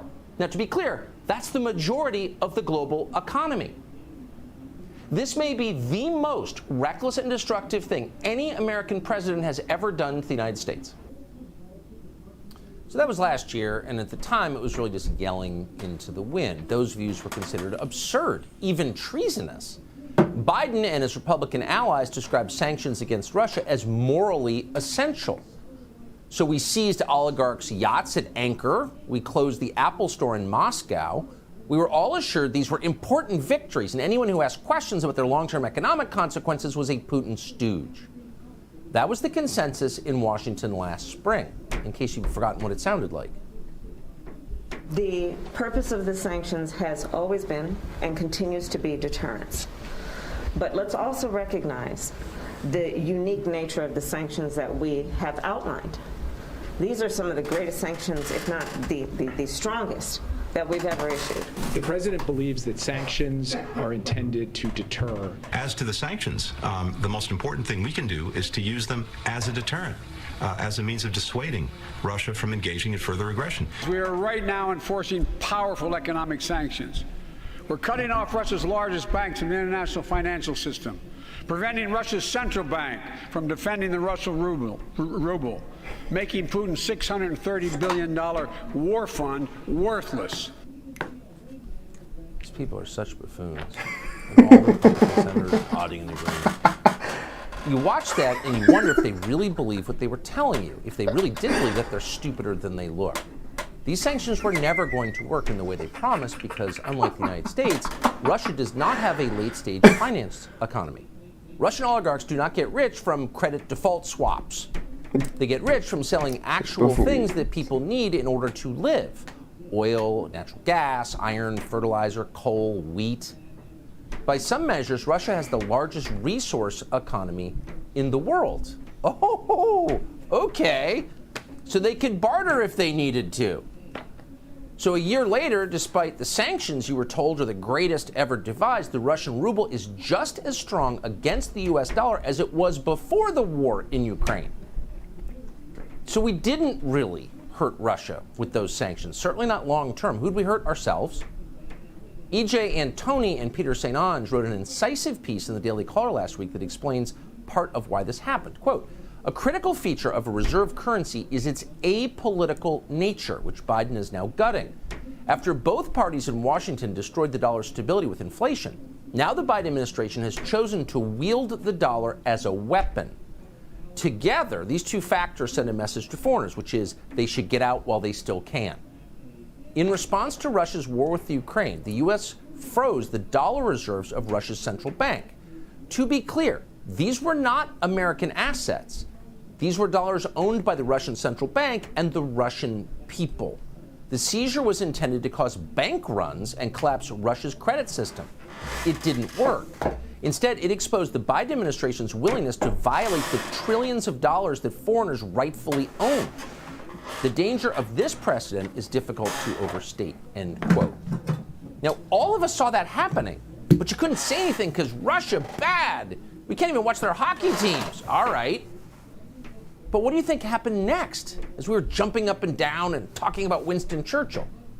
Well, smart foreigners, and there are some, believe it or not, started to dump the U.S. dollar. Why? Because the U.S. dollar was no longer a reliable store of value. Suddenly, it was a political weapon that could be wielded at will against anyone who held it. So what if you had a border dispute with one of your neighbors that the State Department hadn't authorized? Or what if you accidentally criticized transgender theology and irritated the Human Rights Campaign? Well, the U.S. government might denounce you as immoral and then confiscate all your money. Because they just did that with Russia. And as a result, dollars began to look much less appealing to the rest of the world. And so de-dollarization began. And it has accelerated at remarkable speed, almost without comment in the American media, over the last year. So Russia announced it will conduct business in Asia, Africa, and Latin America in Chinese currency. Brazil, which has a brand new government supported by the Biden administration, announced it will do the same thing. Brazil, largest economy in the hemisphere after ours. Pakistan is doing the same thing. That's a longtime U.S. ally. India and Malaysia, two of the biggest economies in the world, announced they'll be settling their trade in their own currencies, not the dollar. Even France, which we liberated, is using Chinese currency in a new liquefied natural gas trade. China and Saudi Arabia are now major business partners. And again, et cetera, et cetera, et cetera. This is happening around the world, and all of it is shutting out the U.S. dollar. And it's happening a lot faster than anybody could have predicted. And yet no one in Washington seems aware that it is happening. So if you wanted the rest of the world to trust your currency, the last thing you would do is use it as a weapon or print too much of it. Printing too much of your currency causes inflation, and that saps the value of the currency. No one wants to hold a currency that is worth less consistently every year. That's sixth grade economics, but Joe Biden can't be bothered with that. So he's printing more money. Here he is last week announcing another $10 billion check. Not for you or East Palestine or anyone in our country who needs it, but for foreign governments. Working in close cooperation with the United States Congress, we plan to add another $690 million for new funding for the presidential initiative over the next 2 years. And over the course of 3 years, my administration intends to work with Congress to commit $9.5 billion across all our efforts to advance democracy around the world. We're all safer when that occurs. We've been asking for months for any Republican senator who supports this, whether it's Tom Tillis or John Cornyn of Texas, to come on the show and calmly explain why you support this. None of them have accepted our invitation. But at this point, you begin to wonder, what does the United States have that will retain its value over time? We should do an inventory of our assets. So Biden, as you just saw, is continuing to send the contents of our treasury, our dollars, to corrupt oligarchs in Eastern Europe and around the world. And yet at the very same time, and you should pay attention to this, he's selling off America's most valuable hard asset. That's our strategic petroleum reserve. Because unlike the US dollar, oil, which is in the reserve, has inherent value.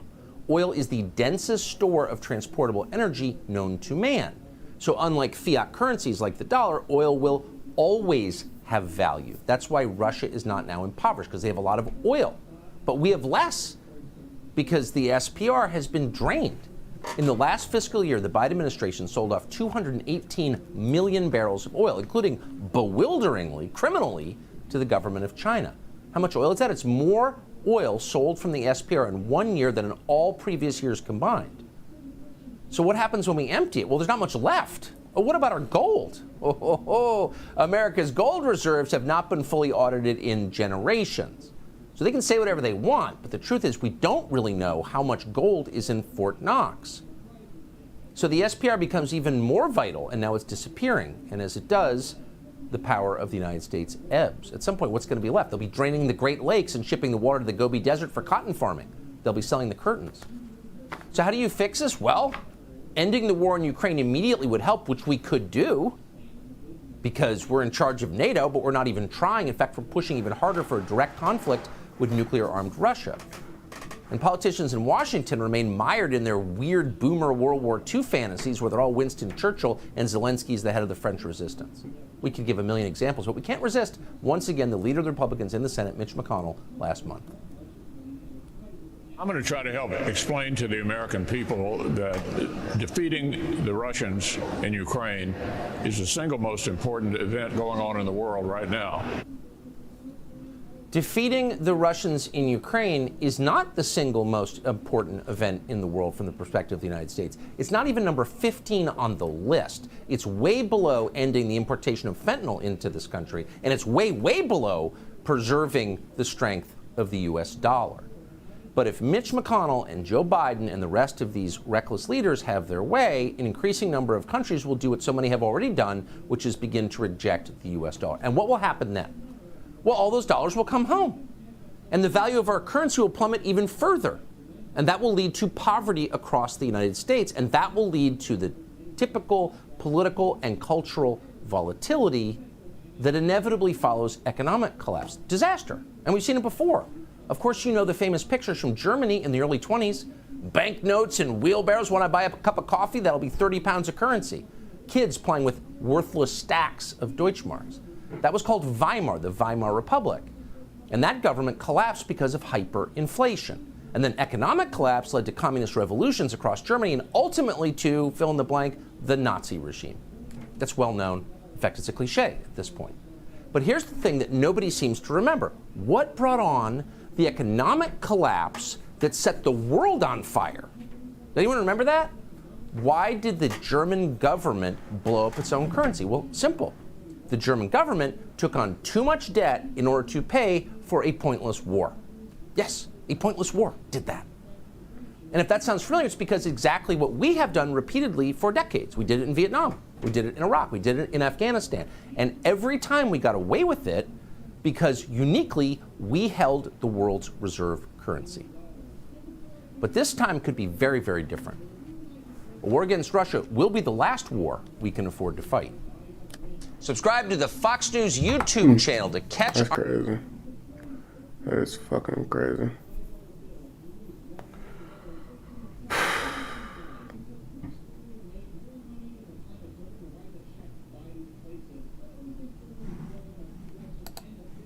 Most iconic video games of my childhood. I loved it when it came out, and I loved it when I played it again last year. But the thing is, I've never played the Undead Nightmare DLC, and I don't know why. So let's go ahead and change that.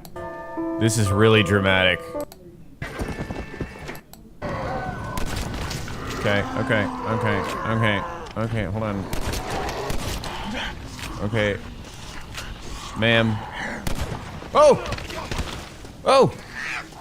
Red Dead Redemption 2 is a visually stunning game with an enticing story and intricate characters. It is one of my favourite games of all time to this day, and probably a lot of other people's too. But what about the online? Red Dead Online released in November 2018, 1 month after the release of Red Dead Redemption 2. Clearly Rockstar was wanting players to get hooked into the campaign within the first month of release, then jump into the online for more content, which would have been great if online had enough content. Red Dead Online's release was just an empty shell of what the campaign was. Yes, the beautiful open world was still here, but that was about it. All you could really do were some unfinished story missions, stranger missions that didn't really go anywhere, hunting, fishing, and some PvP. You stupid motherfucker! Hey, don't pound! Hey, don't pound! You shut your... And talking about PvP, if you think griefing is a problem now in Red Dead Online, imagine if every single player was visible on the map at all times, with no way of avoiding it. You can imagine how fun of a feature that was. That paired with the varmint rifle that everyone used, since a headshot would always one-shot at any distance. And to make that matter even worse, aim assist and auto-aim were much stronger, making kills with this gun even easier. It was just a mess. But it wasn't just the PvP and lack of content that was messy, because the game was also extremely buggy. Now Red Dead Online has always been pretty bad for bugs, but it felt much worse back then since there wasn't nearly as much content to help mask it. But despite all these issues, there was something they added that worked flawlessly. Gold bars, which was a currency you had to buy with real money. Gold bars would make everything in the game much easier to buy, and at the same time the game just so happened to give you low money rewards for missions and selling goods, while also making everything in the game extremely expensive. Almost like they want you to buy these gold bars for a game that is still in beta and is clearly unfinished. They actually ended up making everything 40% cheaper because of the backlash, and even then everything was way too expensive. Also, don't even get me started about how selling gold wedding rings used to get you $1.10 while a can of baked beans cost $1.20. So overall, a pretty disappointing start for Red Dead Online. But to be fair, it was called a beta, so surely this was just a rough start of something great. The first new update came out in January 2019 and featured the one thing everyone was asking for in Red Dead Online: a battle royale mode. Gun Rush was a PvP mode where teams would battle to become the last one standing. The area you could play in would shrink, and you could loot for armor and different weapons. I don't know why I'm explaining what a battle royale is right now. As most of you probably know, in early 2019, battle royales were taking the gaming space by storm. Fortnite was the most popular game ever at this time, and I guess Rockstar thought they could jump on the battle royale bandwagon. This update was honestly the first red flag.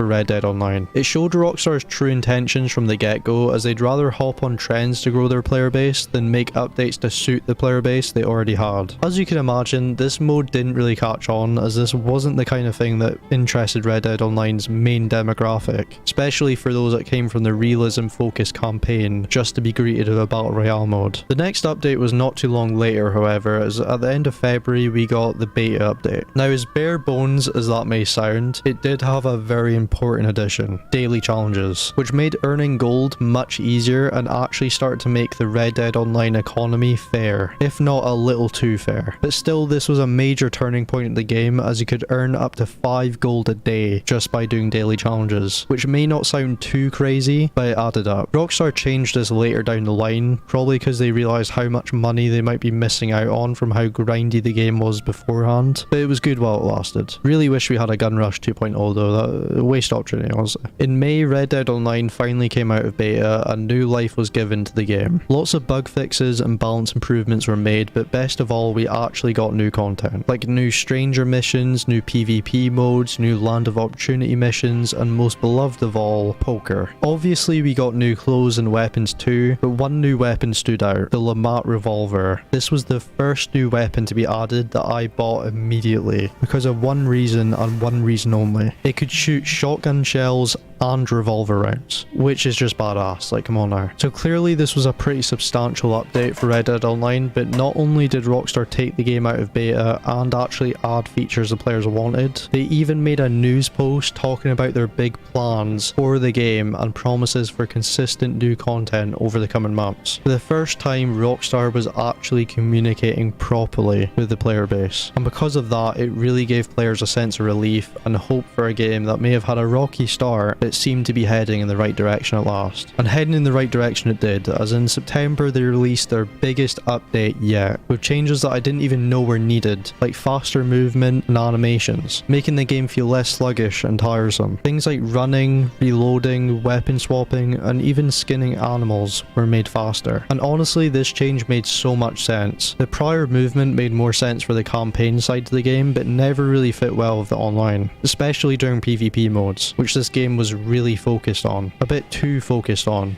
if you ask me. This change alone was really good though, and was one that I didn't know was needed until it happened. They also essentially added a battle pass called the Outlaw Pass. Really subtle, I know. They had to copy something from battle royales, I guess. Honestly though, as easy as it is to criticize a battle pass system being in games that have nothing to do with battle royales, it was actually a good addition. You most likely had the 35 gold bars needed to buy it within a week of doing daily challenges, and you got the gold bars back after completing it. That, paired with it being pretty easy to level through and featuring some good looking cosmetics, it made the Outlaw Pass quite an appealing new addition. So overall, I liked it, and for once Rockstar wasn't just trying to peddle microtransactions in their game. Now, the main attraction for this update was 3 new roles that had been added that dramatically changed how you can play and earn money in the game. These roles were Collector, Trader, and my personal favourite, Bounty Hunter. All of these roles were pretty self-explanatory. Collector would involve using treasure maps to find and collect treasure and sell it for a reward. Trader would have you hunt animals and trade them in for materials and new skills, and bounty hunting would have you track criminals down and take them to a sheriff's office, dead or alive. Preferably alive, you know, if you want more money. In my opinion, this is where Red Dead Online truly peaked. I had the most fun I ever had on this game during this update. I just loved this update, and I think it really showed the true potential Red Dead Online had. Just the sheer amount of different roles this game could potentially have was enough to get me excited for what was to come. Thankfully, we didn't have to wait too long though, as in December, Rockstar released the Moonshiners update, which featured the Moonshiner role, some new cosmetics, new guns, and another Outlaw Pass. It also featured a new story of the role, which was pretty short, but still enjoyable. The Moonshiner role itself was quite fun too. It's basically the Red Dead equivalent of the bunker in GTA Online, but with moonshine instead of guns and drugs. And obviously, instead of driving a car or truck, you're on a wooden wagon that feels like it might disintegrate if you run over over a big enough rock. The Moonshiner role also gave you access to the shack you make the moonshine in, which is basically the closest you could get to owning your own house in Red Dead Online. So yeah, overall this update was pretty small, but it was still a good update, and helped add more variation to what you could do to make money in Red Dead Online. However, many players started to come across tons of bugs and glitches shortly after the Moonshiners update released. Some would be fairly harmless, while others would drastically hurt the game, like having no animals spawning. Personally, I didn't have anything that noticeable happen during this time, but apparently the majority of players did. During a time in need, Rockstar done what Rockstar usually does, and disappeared. Rockstar didn't fix any of these problems, or even add anything new in general for 7 months. Then out of absolutely nowhere, in July 2020, they finally released something, which added all the normal new features these updates would have. New weapons, new cosmetics, finally some bug fixes, and a new role, the Naturalist. The update also included legendary animals, which was good to see as it was a pretty substantial part of the campaign. The Naturalist role is basically the complete opposite of the trader role. Instead of hunting animals, you'd sedate and sample them. And I've got to be honest, at this point I completely stopped playing Red Dead Online, and I think a lot of other people did too, as this update just wasn't what people were wanting. Players wanted bank robbery,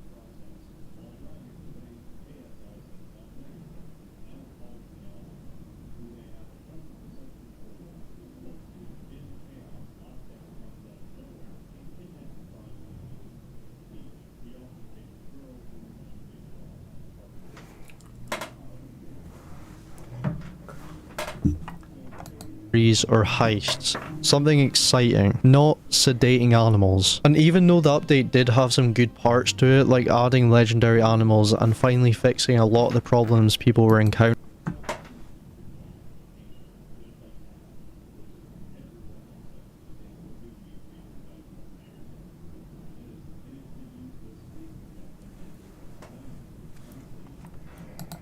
it was still really disappointing, especially after the long and silent wait leading up to it. Then in December, Rockstar released the Bounty Hunter update. The first big change in this update that really made players motivated to keep playing the game was heavily nerfing daily challenges.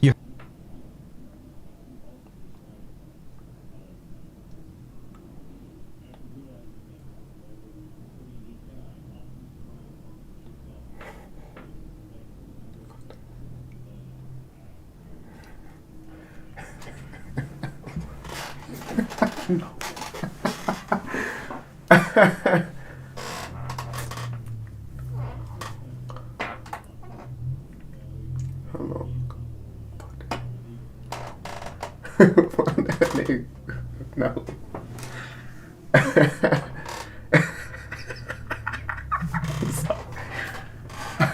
You heard me right, the main source of gold bars was nerfed, meaning you couldn't make anywhere near as much gold as you could before. What's funny though is this was actually the update that got anywhere near as much gold as you could before. What's funny though is this was nerfed, meaning you couldn't make anywhere near as much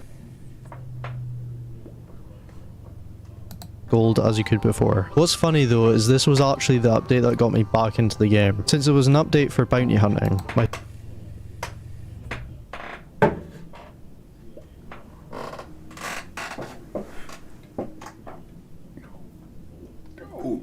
Fuck that nigga. No. Favorite role in the game. Also, the new Outlaw Pass was great since it had cosmetics mainly for bounty hunters, which I obviously liked. The bounty hunter role was given more levels, more missions, and legendary bounties, which felt like story missions where you'd make a lot more money and have more complicated or difficult bounties. Overall, I really liked this update. into the game. Since it was an update for bounty hunting, it was still really disappointing, especially after the long and some good parts to it, like adding legendary animals and finally fixing a lot of the problems people were encountering. It was still really disappointing, especially after the long and silent wait leading up to it. Then in December, Rockstar released the Bounty Hunter update. The first big change in this update that really made players motivated to keep playing the game was heavily nerfing daily challenges. You heard me right, the main source of gold bars was nerfed, meaning you couldn't make anywhere near as much gold as you could before. What's funny though is this was actually the update that got me back into the game, since it was an update for bounty hunting, my favourite role in the game. Also, the new Outlaw Pass was great since it had cosmetics mainly for bounty hunters, which I obviously liked. The bounty hunter role was given more levels, more missions, and legendary bounties, which felt like story missions where you'd make a lot more money and have more complicated or difficult bounties. Overall, I really liked this update since having extra content for the role I mainly played in the game anyway was amazing. But for players who were more interested in other roles or were expecting a new one, it was just another disappointing update. The Blood Money update was the final nail in the coffin for Red Dead Online. It was the last big update that was promised for summer 2021, and people had high expectations. The description for this update included the phrase high-stake robberies, which obviously made everyone who was even mildly interested in this game start to get excited. The most requested feature for Red Dead Online has always been robbing banks and doing heists. So when banks were also randomly explorable for the first time not too long before this update, it made everyone drastically more hyped. When it finally released though, it was just the same old stuff. The contracts were pretty much glorified infamous bounty missions, and the high stake robberies would get you around the same amount of money as the legendary bounties. Yes, you were stealing valuable stuff, but in classic Rockstar fashion, a good 90% of these profits would just go to the person who set it up. You're probably wondering though, why were the banks randomly open then? Turns out it was just a badly timed bug. Either that or Rockstar just likes torturing its players, which to be fair isn't a bad shout. So after the yes, you were stealing valuable stuff, but in classic Rockstar fashion, a good 90% of these profits would just go to the person who set it up. You're probably wondering though, why were the banks randomly open then? Turns out it was just a badly timed bug. Either that or Rockstar just likes torturing its players, which to be fair isn't a bad shout. So after this incredibly disappointing update, what does Rockstar do to try and get the players back on board? Well, it's Halloween time and they have one more trick up their sleeve. What Halloween themed update could they make that all Red Dead Redemption players would love? Something that has been long awaited. Something that could single-handedly save Red Dead Online's reputation. Yeah, they didn't have zombies. What are they, vegetables or fruit? And what does that make? Ketchup. Oh, brother, this guy stinks! Instead, they just added some Halloween-themed PvP modes and some weird cultist enemies for some reason. The Halloween update was just a complete waste of potential, and to be honest, was pretty poetic, since Red Dead Online as a whole has been wasted potential. But just when the game finally has the most obvious glimmer of hope, Rockstar just walks past the glimmer and takes a flight to the other side of the world. It's just sad. Blood Money was the last proper update to Red Dead Online, and in December 2021, Rockstar completely abandoned the game. No small updates, no weekly events. Instead, they start giving out offers and promotions once a month to their remaining loyal players, which pretty much signaled the end of Red Dead Online. The players that were left tried once more to get Rockstar's attention by using the Save Red Dead Online hashtag all over social media. This was the biggest fan movement for the game by far and caught the attention of many people, including some big content creators. But of course, Rockstar never responded, and in the summer of 2022 they released a statement saying they are working on the next Grand Theft Auto game and their focus has shifted to that, which makes sense but still sucks to see, because at the end of the day Red Dead Online was always seen as an inferior game to Grand Theft Auto in Rockstar's eyes, and you can see that from the sheer amount of money they make to this day from GTA 5 Online. So why would a multi-billion-dollar company that's sheer purpose is to make as much profit as they possibly can focus their efforts on something that makes them nowhere near as much money, especially when they don't even need to make new content for GTA Online? All they have to do is add a couple new vehicles and they're